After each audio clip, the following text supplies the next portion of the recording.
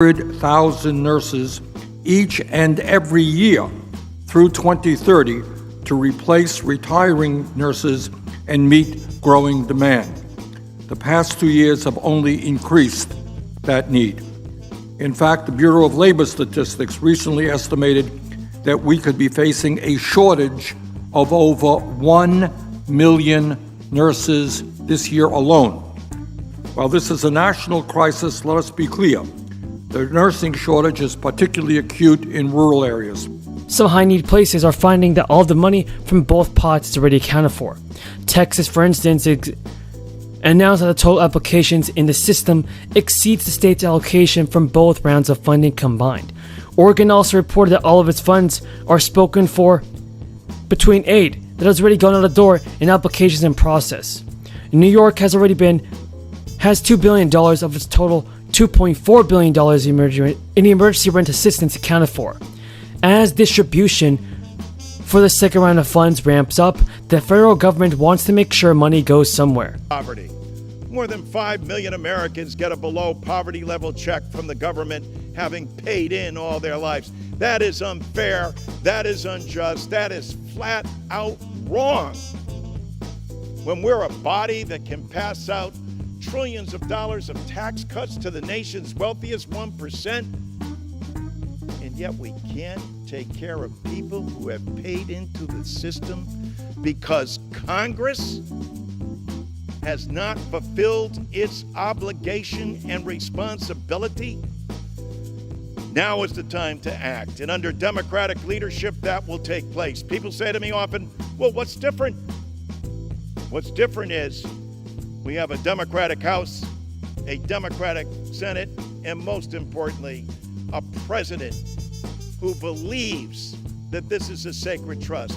A president also, as Matt Cartwright knows, has said, look, we're going to end WEP and GPO.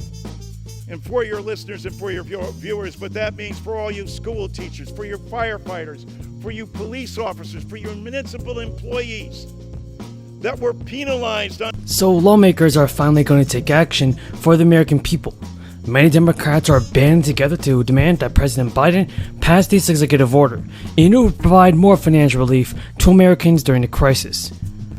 So there are some new relief packages that are being worked on right now, and it's really good to see that President Biden is going to do this, everybody, and send out more stimulus payments. So Senate Majority Leader Chuck Schumer and Elizabeth Warren and dozens of other Democrats just officially called on Joe Biden to show his cards on student loan forgiveness and release a legal memo that his administration prepared about his powers to cancel the student debt. So the new request for the documents by 85 House and Senate Democrats comes as progressives are once again ramping up their pressure campaign to convince President Biden to cancel large amounts of student debt. That's ahead of the midterm elections. So the letter was led by Warren and Schumer and Representative Pramila Jayapal, Ayanna Pressley, and Elon Musk. So while Biden has been questioned in his legal authority to cancel student debt, the good news is that Biden has agreed with canceling more student loan debt. We were able to support our most vulnerable local businesses. And instead of with grants, instead of with loans, we were able to provide them grants. These grants went to small businesses owned by residents not exceeding 80% of the area median income. So these, and with 15 or fewer full-time employees.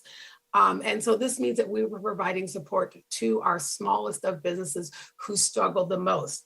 In San Jose, California, I'll give you another example.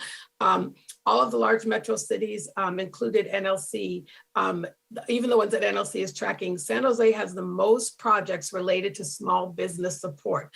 They are investing approximately $9.1 million out of their $83.6 million to support local business.